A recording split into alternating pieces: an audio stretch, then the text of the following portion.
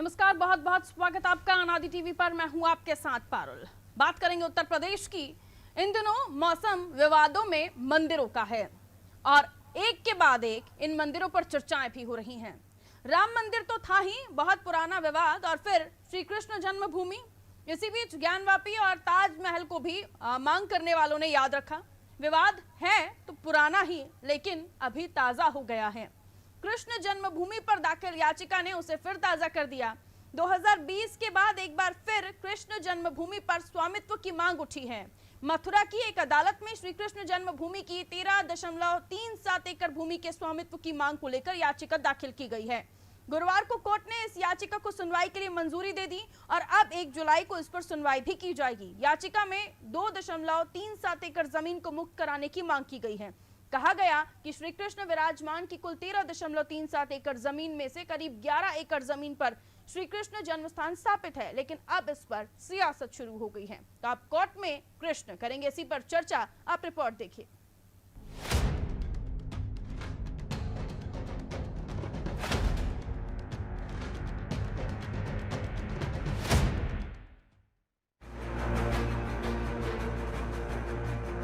प्रदेश में मंदिर मस्जिद मामले अब थमते नहीं दिख रहे। ज्ञानवापी मस्जिद मामले के बाद अब यूपी में मथुरा स्थित श्री कृष्ण जन्मभूमि मामले पर चर्चा तेज हो गई है। यूँ तो यूपी में ये मामला बहुत पुराना है और ये नारा उससे ज्यादा कि राम मंदिर तो झांकी है, मथुरा काशी बाकी है। जानकारों को पहले से अंदेशा था कि राम मंदिर के बाद काशी मथुरा की बारी भी आएगी। यूँ तो श्री कृष्ण जन्मभूमि में बनी शाही ईदगाह मस्जिद को हटाने की मांग बहुत पुरानी है। साल 2020 में भी कोर्ट ने मस्जिद हटाने की याचिका खारिज कर दी थी, लेकिन अब मथुरा की एक अदालत में श्री कृष्ण जन्मभूमि की 13.37 एकड़ भूमि के स्वामित्व की मांग को लेकर याचिका दाखिल की गई है और कोर्ट ने भी गुरुवार को इस याचिका को सुनवाई के लिए मंजूर कर लिया है और 1 जुलाई को अब इस पर सुनवाई की जाएगी। याचिका में 2.37 एकड़ जमीन को मुक्त कराने की मांग की गई है।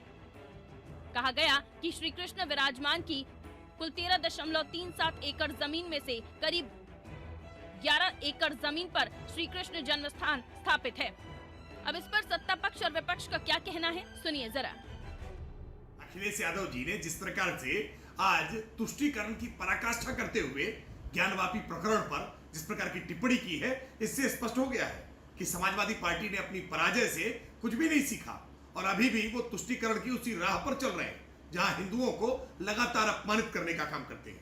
समाजवादी पार्टी जिसने कार सेवकों पर गोली चलवाने का पाप किया था, जो चाहते तो उसका प्रायश्चित कर सकते थे, लेकिन अभी भी वो लगातार हिंदू विरोध का मसाल लेकर के आगे चल रहे हैं और तुष्टीकरण की पराकाष्ठा कर रहे हैं। अखिलेश यादव जी और इससे पतन के रास्ते पर जाए। जिस तरीके से पिछले हफ्ते काशी के नाम पर एक गैर कानूनी तरीके से वहां पे उल्टा सीधा आदेश करवा दिया, कोर्ट को, न्यायालय को गुमराह करके, अब उसी तरह से अभी वो मामला सही से ठंडा भी नहीं हुआ कि आज ये मथुरा का लेकर आ गए हैं। इनका मकसद सिर्फ देश की जो मूलभूत समस्याएं हैं, चाइना हमारे देश में गांव बसा रहा है, पुल बना रहा है, नौकरियां जा रही हैं, अपराध चरम सीमा पे है, बेरोजगारी है, नौजवान खाली बैठा है।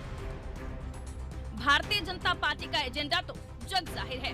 हार्डकोर हिंदुत्व के सहारे चलने वाली पार्टी बीजेपी अब अपने अगले पड़ाव की तरफ बढ़ चली है। जाहिर है जिस मुद्दे से उसे सत्ता का सिंहासन हासिल हुआ, बीजेपी उन्हें जकड़े हुए है। एक के बाद एक देश के उन मंदिरों पर सियासत गरमाई हुई है जो सालों से आस्था का केंद्र है। हिंदू और हिंदुत्व को बीजेपी ने अपना मुख्य मुद्दा बनाया है। जाहिर है चुनाव से पहले इन मुद्दों पर अभी बहुत कुछ होना बाकी है। ब्यूरो रिपोर्ट, अनादि टीवी।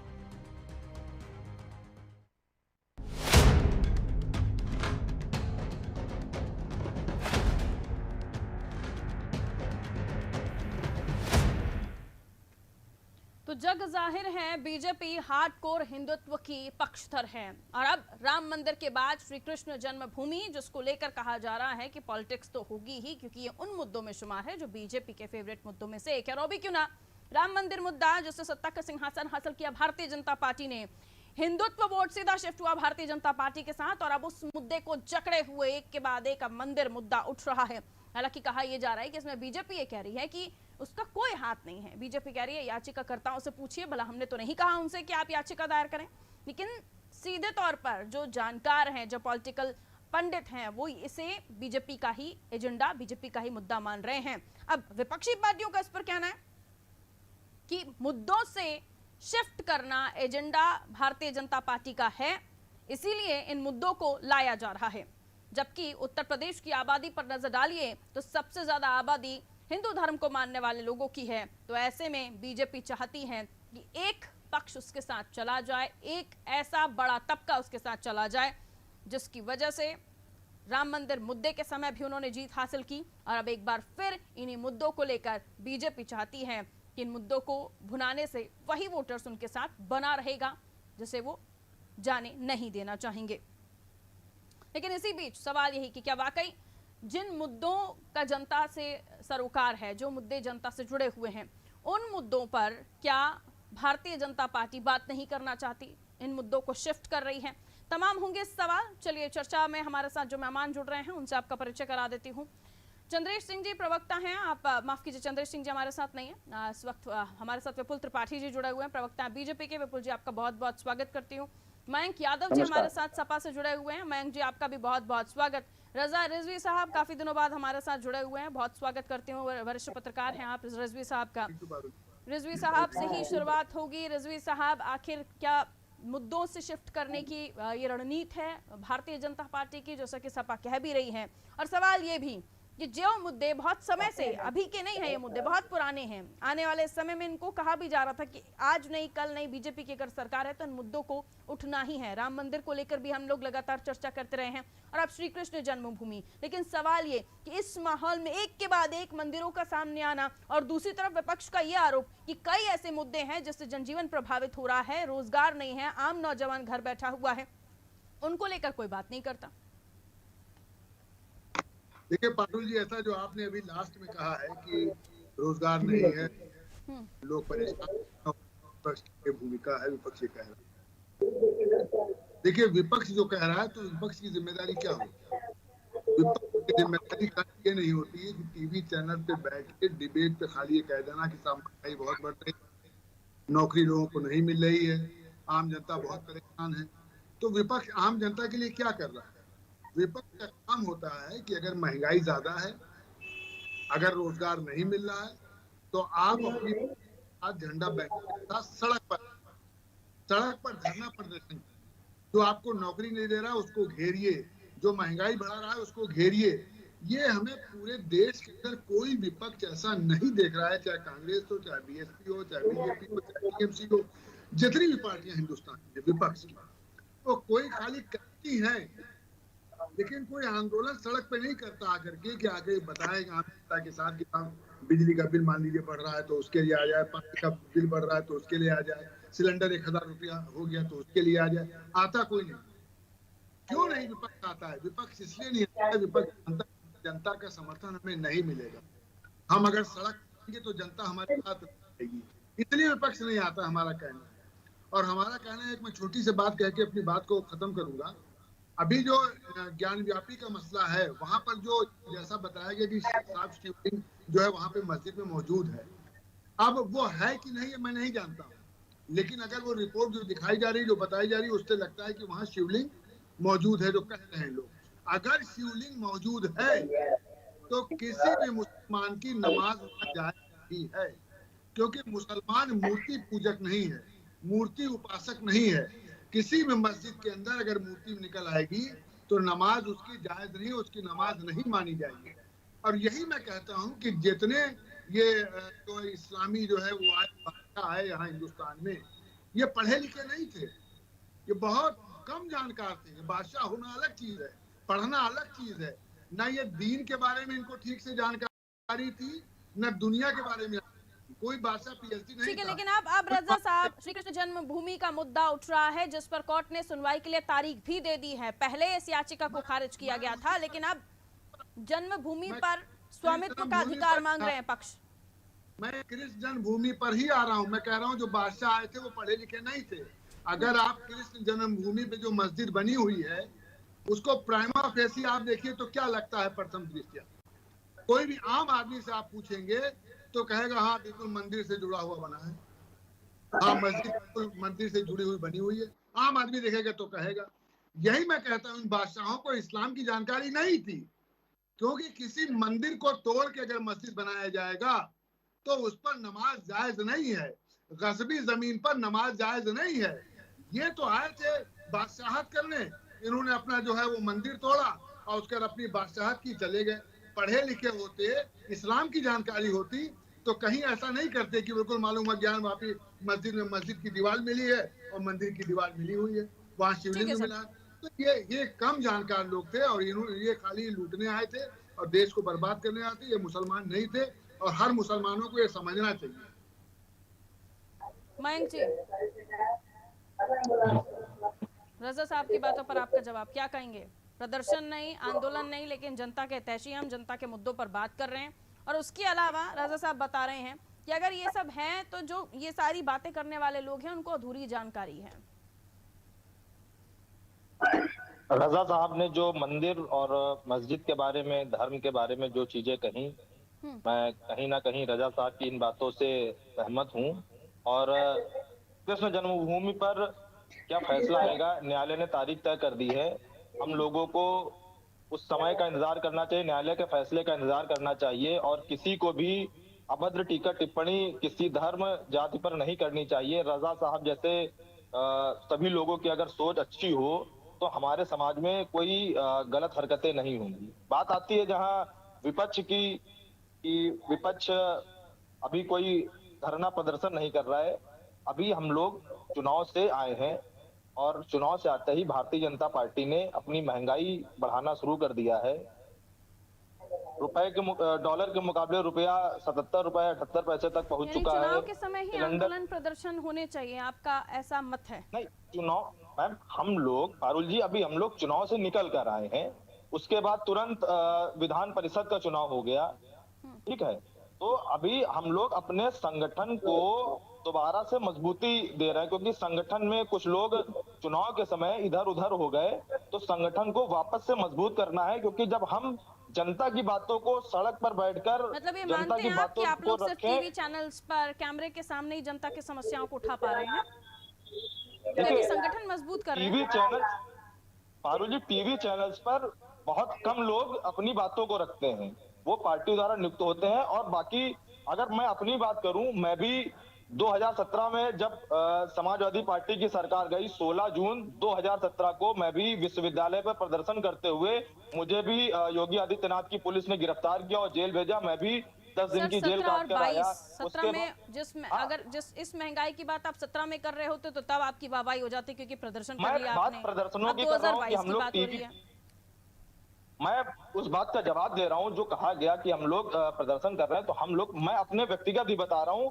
मैं आज टीवी पर बैठा हूं, उस समय मैं टीवी पर नहीं बैठता था और मैं लगातार प्रदर्शन करता था, ठीक है। अब फिर हम लोगों को पार्टी नेतृत्व द्वारा जो निर्देश दिए जाएंगे, हम लोग उन नहीं कर रहे हैं ना मयंक जी, आप सिर्फ मयंक होके बात नहीं कर रहे हैं, आप सपा के प्रवक्ता होके बात कर रहे हैं, आप सपा नेता होके बात कर रहे हैं, यानी आप पार्टी को प्रेजेंट कर रहे हैं आराधी टीवी पर, और इसलिए आपसे सपा को लेकर सवाल किए जा रहे हैं, मयंक को लेकर सवाल नहीं किए जा रहे हैं। पारुल, जब जनता के मुद्दों को लेकर हम सड़क पर जाएंगे और लोगों तक जाएंगे तो हम जनता को उन चीजों को ठीक तरह से समझा पाए। हम लोग अभी उस चीज की भूमिका बना रहे हैं कि जनता को हम कैसे समझा पाएंगे कि आपके साथ गलत हो रहा है। तो हमारी वो भूमिका अभी पार्टी द्वारा बनाई जा रही है, संगठन को और मजबूती प्रदान की जा रही है। संगठन को मजबूत करना पड़ेगा ना, आपने कहा ना संगठन इधर उधर हो गया, कुछ आए कुछ चले गए, तो पहले संगठन को मजबूत करने में आपको टाइम लग रहा है। फिलहाल अभी आप 23 तारीख न्यूज चैनल्स पर टीवी सदन की कार्रवाई होने जा रही है उठा पा रहे हैं, और सदन में आप देखेंगे समाजवादी पार्टी विपक्ष को मजबूती से। अब मुझे स्टैंड बताइए कि जो श्री कृष्ण जन्मभूमि को लेकर हम लगातार चर्चा कर रहे हैं, श्री कृष्ण जन्मभूमि को लेकर जो बात हो रही है, कोर्ट में अब इस चीज को लेकर तारीख दे दी गई है, आप क्या चाहते हैं? क्या श्री कृष्ण जन्मभूमि को लेकर जो हिंदू पक्ष बात कर रहा है कि भूमि का स्वामित्व उन्हें मिलना चाहिए, जो जितना वो भूमि को लेकर दावा कर रहे हैं, उसके साथ हैं आप या दूसरे पक्ष के साथ हैं आप? क्योंकि दूसरी तरफ से भी दावे होंगे। देखिए पारुल, हम हिंदुस्तान के लोग संविधान को मानने वाले लोग हैं। अगर न्यायालय कहता है कि वहां पर मस्जिद थी तो मस्जिद रहनी चाहिए, अगर न्यायालय कहता है कि यहाँ पर मस्जिद नहीं मंदिर होना चाहिए, तो हम लोग न्यायालय का जो भी फैसला आएगा पूरे सम्मान के साथ न्यायालय के फैसले का सम्मान करेंगे और समाज में लोगों को बताएंगे कि न्यायालय का जो भी फैसला है उसका सम्मान किया जाए। जैसे कि अयोध्या मंदिर मामले में समाज ने, सभी धर्मों के लोगों ने उस फैसले का सम्मान किया, वैसे ही बिल्कुल सम्मान ज्ञानवापी पर करेंगे, या हम भी मथुरा पर जो सम्मान भी करेंगे, फैसला आता विपुल है जी वो भी सम्मान सम्मान किया करेंगे, जाए। रजा जी भी सम्मान करेंगे, जितने हिंदुस्तान के वासी हैं सब सम्मान करेंगे। लेकिन एक खुद की भी ख्वाहिश होती है ना, खुद की भी चाहत होती है कि सपा ने कुछ तो सोचा होगा ना कि वो क्या चाहते हैं, होना क्या चाहिए। समाजवादी पार्टी यही चाहती है कि फिर आप न्यायालय कहेंगे जो भी न्यायालय जो फैसला कहेगा हम देगा मान वो लेंगे। नहीं। अब देखिए, मैं हिंदू हूँ, समाजवादी पार्टी में जो हिंदू हूँ वो भाई अपनी पूजा करते हैं, लेकिन हमारा मेन मुद्दा, हम लोग पॉलिटिकल लोग हैं, हमारा मेन मुद्दा जनता की मूलभूत जरूरतों को टीवी पर सामने रखना है। पॉइंट टू बी नोटेड कि हम पॉलिटिकल लोग हैं और पॉलिटिकल लोगों को पॉलिटिक्स करनी पड़ती है। आपको दोनों वर्ग को लेकिन साथ मंदिर रखना मस्जिद पे पड़ेगा, पॉलिटिक्स नहीं करते ये हैं। मजबूरी है मंदिर आपकी, मस्जिद और पे यही पॉलिटिक्स कभी बीजेपी नहीं की भी की। मजबूरी होगी मुझे लगता है। आप ठीक है, किसी भी समाजवादी पार्टी को, नेता को देखें, वो मंदिर मस्जिद को लेकर कभी भी गलत बयानबाजी नहीं करता है। वो दे जब भी भी नहीं सकते ना अपना सर। पक्ष रखेगा आप वो कैसे महंगाई, सोच सकते हैं कि आपका वोटर बढ़ जाए। बीजेपी तो कोर मुद्दा लेकर चल रही है कि उनको एक ही पक्ष के साथ जाना है, वो यही तो लेकर चल रहे हैं। विपुल त्रिपाठी जी, बहुत बहुत स्वागत एक बार फिर से आपका। बहुत बहुत धन्यवाद पारुल जी। लौटूंगी आपके पास अब, मयंक जी लौटूंगी। विपुल बहुत त्रिपाठी बहुत जी, धन्यवाद पारुल जी। जी, जिस मुद्दे को लेकर बहुत आज धन्यवाद चर्चा हो रही है वो है श्री कृष्ण जन्मभूमि को लेकर स्वामित्व का अधिकार, उसको लेकर आज याचिका दायर हुई। अब इस बार सुनवाई की बात कही गई है, 1 तारीख को सुनवाई होगी। मसला चाहे जो भी फैसला निकलकर सामने आता है उसको तो सब मान्य करेंगे ही, क्योंकि न्यायालय का फैसला होगा। लेकिन आपका स्टैंड क्या है सर इस पर? आप भी तो पॉलिटिक्स नहीं कर रहे कहीं। Madam, Bharatiya Janata party politics करने वाले हैं, वो जनता के हितों को लेकर लड़ने वाली पार्टी है। 90 से लेकर 98 से उठाई, 98 में आडवाणी जी लाल रथ यात्रा निकाला था। रजी साहब की बातों का मैं पूर्ण समर्थन करता हूं, मगर मयंक जी की बातों से मैं कहीं इत्तेफाक नहीं हो सकता कि रात तक इनको पार्टी से निकासित न कर दिया जाए। आज इनकी पार्टी के मुखिया का बयान था कि ईंटा और पत्थर रख कर झंडा लगा दिया जाए तो वहां मंदिर बन जाएगा। और इनका आज का स्टैंड है कि इनकी पार्टी जो है मंदिर और मस्जिद का समर्थन करती है। किस बेस पे करती है? जिनके मुखिया का बयान आता है कि मंदिर पत्थर गाड़ दिया जाए और झंडा गाड़ दिया जाए, वहां मंदिर का निर्माण हो जाएगा। और इनके नेता का, प्रवक्ता का बयान आता है कि हम मंदिर के साथ हैं। मैं इनसे पूछना चाहता हूं, क्या राम मंदिर का मुद्दा हाईकोर्ट का नहीं था? क्या श्री कृष्ण जन्म बनारस का मुद्दा हाईकोर्ट का नहीं था? 3 तलाक का मुद्दा हाईकोर्ट का नहीं था? जितने भी मामले आए क्या वो कोर्ट के नहीं थे? उतनों में इन्होंने किस तरह से सड़क पे लोगों को बरगाने का काम किया? क्या यह सब कोर्ट का मामला नहीं था? मान्यवर, हमने कहा न्यायालय ने अयोध्या मंदिर प्रकरण पर जो भी फैसला दिया हम लोगों ने उसका सम्मान किया। बारी बारी से वर्चुअली जुड़े मैं हुए हैं सर। जितने भी प्रकरण बारी आए, बारी से। 3 तलाक का हो, एनआरसी का हो, राम मंदिर का हो, सारा प्रकरण माननीय उच्च न्यायालय का था। कोर्ट से आदेश आया था, मगर हर में आपने लोगों ने बैठ करके एक विशेष वर्ग को बरगलाने का काम किया। और भारतीय जनता पार्टी सदैव राष्ट्रवादी पार्टी है, हिंदुत्व के झंडे को बुलंद करती है। राम मंदिर हो, अयोध्या हो, बनारस हो, या और जहां भी आक्रांताओं ने, ये बताइए विपुल त्रिपाठी जी, ये तो आपकी अपने आपने टिप्पणी कर ली, अब सवाल सुनिए। भी खाली कराने का काम योगी जी और मोदी जी की सरकार में किया जाएगा। ठीक है, ये 2024 से पहले ये तमाम चीजें क्यों उठ रही हैं, इस पर भी सवाल हो रहे हैं। क्या वाकई राम मंदिर के समय आपको मिली सफलता, क्योंकि आपने उस मुद्दे को खूब जोर शोर से उठाया था। यही लोग पूछते थे कि रामलला हम आएंगे, मंदिर कब बनाएंगे? तारीख नहीं बताएंगे, याद है, सब याद है। अब इन लोगों को क्या आपत्ति है? 14 के बाद, 14 के पहले देश किस मोड़ पे जा रहा था उसको सोचिए, और 14 के बाद नहीं, लेकिन अब जो महंगाई अपने उच्चतम स्तर पर है, आप समाजवादी पार्टी की सरकार में तजिया रोक करके, मुहर्रम के जुलूस को रोक करके, दुर्गा पूजा के जुलूस को रोक करके तजिया और मुहर्रम को निकलवाया जाता था। आपकी सरकार में निकलवाया जाता था। नहीं 2024 से पहले इन सब मुद्दों को उठाना और आप लोगों को इनको बढ़ावा देना। इन्हीं की सरकार ने उस पर रोक लगाई थी कि हिंदू केवल साल भर में एक दिन वहाँ पूजा पाठ करता था, भगवान नंदी का। समाजवादी पार्टी की सरकार ने रोक लगाई थी। विपुल त्रिपाठी जी सुनिए ना, सवाल ये भी हो रहा है कि इस वक्त देश कई सारे मुद्दों से जूझ रहा है, जिसमें आपने बाइट भी सुनी होगी सपा की तरफ से। उनका कहना है कि चाइना अपना पुल बना रहा है बॉर्डर के अंदर, वहां पर किसी को बात नहीं करनी है। महंगाई, बेरोजगारी अपने उच्चतम स्तर पर है। मंदी, आर्थिक मंदी देश में सबसे ज्यादा बढ़ रही है। आप कारण दे रहे हैं रूस यूक्रेन युद्ध, लेकिन देश तो प्रभावित हो रहा है, जनता तो प्रभावित हो रही है। उन मुद्दों से आपको लेना देना नहीं। मैडम कहीं महंगाई नहीं है, कहीं बेरोजगारी नहीं है। जो पढ़े हैं, जिन्होंने अखिलेश सरकार में, मुलायम सरकार में, मैं आपसे पूछना चाहता हूं कि मुलायम सिंह की सरकार में कितने प्रतिशत रिजल्ट निकलते थे हाई स्कूल के इंटर के? 98%, 99% रिजल्ट निकलते थे। अरे महंगाई की बात हो रही है मान्यवर। महंगाई पे मैं महंगाई आपके यहाँ पे पेपर लीक हो रहे हैं। मैं मित्र आपके यहाँ पे पेपर लीक हो रहे हैं मान्यवर, आपके यहाँ पे पेपर लीक हुए जा रहे हैं। 97,000 पद सेना में खाली है, 97,000 पद सेना में खाली है। 72,000 पद मोदी सरकार ने रेलवे थर्ड ग्रेड के सरेंडर कर दिए हैं। 85,000 पद और सरेंडर करने की भूमिका बना रही है। नौजवानों को आप किस ओर ले जाना चाहते हैं? हम वर्चुअल जुड़े हुए हैं और बारी बारी से अपनी बात रखें तो ज्यादा बेहतर होगा। ठीक है मयंक जी मैं आ रही हूँ आपके पास। मयंक जी बहुत अच्छी बात है। अभी मैंने फिर वही सवाल किया था कि टेलीविजन स्क्रीन पर ही आपके मुद्दे उठते हैं क्या? आप कहते हैं हम संगठन दुरुस्त कर रहे हैं। रुक जाइए, संगठन दुरुस्त कर रहे हैं अभी आप लोग।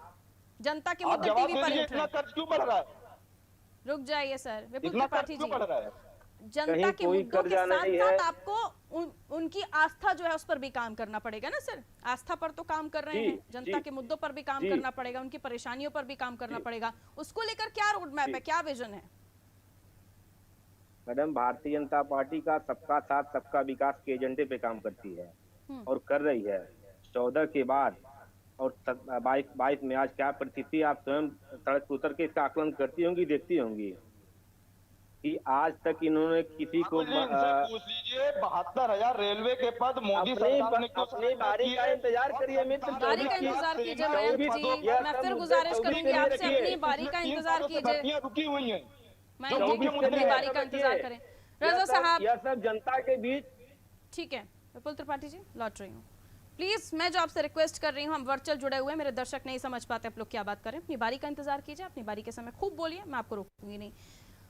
रजा साहब, इन मसलों को लेकर जब बात होती है तो जाहिर सी बात है कई बड़ी आबादी, उत्तर प्रदेश का बड़ा तबका ये चाहता है कि मंदिर निर्माण हो, और शायद यही वजह थी कि राम मंदिर से लोगों का जुड़ाव था और इसलिए भारतीय जनता पार्टी से जनता जुड़ती गई, और इसी कोर एजेंडे को लेकर अब बीजेपी आगे बढ़ रही है। आने वाले इस समय में 2024 में आपको लगता है, क्योंकि एक बड़ी आबादी राम मंदिर के मुद्दे पर जुड़ी थी, अभी भी एक बड़ी आबादी का साथ भारतीय जनता पार्टी के पास है और उसे वो जकड़ कर रख रही है इन तमाम मुद्दों के साथ? देखिए ऐसा है कि पारुल जी, हर व्यक्ति जितना इंसान इस दुनिया में आया है जी, हर इंसान जो है वो अपने धर्मावली से जुड़ा हुआ, अपने धर्म से जुड़ा। अगर 4 धर्म के लोग बैठेंगे साथ में तो हर धर्म वाला अपने धर्म की बड़ाई करेगा और बड़ाई सुनना भी चाहेगा, उसको सुनता भी है। अगर उसकी धर्म को आप गिराएंगे तो हो सकता है कि वो 4 लोगों के बीच में झगड़ा हो जाए। तो ये बहुत नाजुक पहलू होता है आस्था वाला, और भारतीय जनता पार्टी ने, हमें लगता है कि बहुत समझदारी से और बहुत रिसर्च करके ये जो आस्था का प्रश्न है, जो धर्म से जुड़ा हुआ प्रश्न है, इसको रिसर्च करके इसने बहुत महीन तरीके से पकड़ लिया है। और जाहिर सी बात, कहीं आस्था की बात आती है, कहीं मंदिर की बात। अब मान लीजिए अभी मस्जिद की बात आए तो मैं नेचुरल से, मैं मुसलमान हूँ, तो मस्जिद की फेवर की बात आएगी मेरे दिमाग में मुसलमान होने के नाते, क्योंकि मस्जिद मेरी आस्था का सवाल है। मैं उसमें नमाज पढ़ता हूँ, मैं उसमें इबादत करता हूँ, उसमें हम कुरान शरीफ पढ़ते हैं, उसमें हम अल्लाह का सज्जा करते हैं, शुक्र करते हैं वहाँ, तो इसलिए मेरी एक आस्था जुड़ी है। तो अगर आस्था जुड़ी हुई है तो जाहिर सी बात है उस आस्था के आधार पर भारतीय जनता पार्टी बहुत समझदारी लेकिन से, सच को भी स्वीकारना पड़ेगा ना रजा साहब, बड़ा दिल करके सच को भी स्वीकार करना पड़ेगा। नहीं, सच तो स्वीकार करना ही पड़ेगा। देखिए जो अयोध्या का जजमेंट आया है, अयोध्या के जजमेंट में किसी जज ने ये नहीं कहा कि मंदिर गिरा करके मस्जिद बनाया गया। आप जजमेंट पढ़िए, कहीं नहीं उसमें एक लाइन कहीं नहीं कि साहब मंदिर गिराई गई उस पर मस्जिद बनाया गया, कहीं नहीं कहा। तो ये सही है कि जो आस्था है और हमारे हिंदू भाइयों की आस्था है, जाहिर सी बात है आस्था है, तो उनके आस्था की भी इज्जत करनी चाहिए। ठीक है, लेकिन मैं यही कहता हूं, 30 सेकंड्स में मुझे बाकी मेहमानों का कमेंट लेना पड़ेगा क्योंकि समय अब इजाजत नहीं देता। सबसे पहले मयंक जी 30 सेकंड में अपनी बात खत्म करिए। न्यायालय का जो भी फैसला है अयोध्या मंदिर निर्माण की तरह इसका भी सभी लोगों को स्वागत करना चाहिए, चाहे वो मंदिर के पक्ष में है या मस्जिद के पक्ष में। लेकिन उससे भी ज्यादा जरूरी मुद्दे हैं बढ़ती महंगाई और भारतीय जनता पार्टी की मोदी सरकार द्वारा जो सरकारी पदों को सरेंडर किया जा रहा है, सेना के पदों पर नौकरी नहीं निकाली जा रही है। युवा पिछले 3-4 सालों से दौड़ दौड़ कर ठीक है। परेशान है और 3 सालों से त्रिपाठी नौकरी जी, उनकी उम्र निकलती जा रही है। इन पर भी मंदिर बात की की जा रही मेडिसिन है। देकर, मंदिर की वैक्सीन देकर आप महंगाई, बेरोजगारी जैसे मर्ज को कम करने की कोशिश कर रहे हैं, खत्म करने की कोशिश कर रहे हैं। देखिए, कहीं महंगाई नहीं है मैडम, केवल विपक्ष मुद्दा विहीन है। विपक्ष के पास केवल अब एक महंगाई का मुद्दा है, बाकी कोई मुद्दा नहीं है। रही बात, भारतीय जनता पार्टी सदैव सबके साथ और सबके विकास के साथ सब धर्मों का सम्मान करती है। किसी भी धर्मावलंबी को किसी भारतीय जनता पार्टी से कहीं कोई ठीक है, वो मैं नहीं जी मिलेगा, जनता मगर के हम मुद्दों को अपने उठता हुआ धर्म हम के- धरातल जी। पर, जमीन पर कब देखेंगे? संगठन कब मजबूत हो जाएगा आपका? पारुल जी, बहुत जल्दी 23 तारीख को सदन चलने वाला है और आप देखेंगे मजबूती से समाजवादी पार्टी विपक्ष के होने के नाते जनता की बातों को सदन में रखेगी। और उम्मीद की जा उसके बाद सकती है। हम लोगों का काम लगभग चल रहा है जी। मैडम, ये बहुत बहुत कहाँ शुक्रिया आप मजबूती की तीनों बात कर मेहमानों रहे का हैं। हमारे साथ चर्चा में जुड़ने के लिए। उत्तर प्रदेश में राम मंदिर के बाद श्री कृष्ण जन्मभूमि को लेकर अब विवाद शुरू हो गया और तेजी से इस पर चर्चा हो रही है। अपना अपना पक्ष रखने के लिए राजनेता और अपने अपना पक्ष रखने के लिए पक्ष तो है ही, एक हिंदू पक्ष है तो एक मुस्लिम पक्ष है जो मस्जिद के साथ है, हिंदू पक्ष मंदिर के साथ है। लेकिन राजनेता, खासतौर पर पॉलिटिकल पार्टीज, वो अपना स्टैंड लेने को तैयार नहीं है, क्योंकि वो चाहती हैं, खासतौर पर विपक्षी पार्टी सपा की हम बात करें, उनको लगता है कि शायद अगर वो एक पक्ष का स्टैंड ले लेंगे तो दूसरा पक्ष उनसे नाराज हो जाएगा। लेकिन अपने हार्ड कोर नेचर या अपने हार्ड कोर मुद्दे के लिए भारतीय जनता पार्टी जानी जाती है और वो है हिंदुत्व का मुद्दा, हिंदुओं का मुद्दा, और उसी के साथ भारतीय जनता पार्टी चल रही है। यानी साफ है, श्री कृष्ण जन्मभूमि को लेकर भारतीय जनता पार्टी का भी एक स्टैंड है, वो क्लियर है। मामला न्यायालय में है, 1 तारीख को सुनवाई होगी, जो भी निर्णय आएगा उसके साथ सभी होंगे, लेकिन अपना पक्ष रखना जरूरी था, जिससे शायद सपा भागती हुई नजर आई। लेकिन आने वाले समय में देखना ये होगा कि कब तक इन मुद्दों को हवा मिलती रहेगी और 2024 के से पहले या बीजेपी इन्हीं मुद्दों के साथ इलेक्शन में जाएगी। दीजिए इजाजत, रखिए अपना ख्याल, नमस्कार।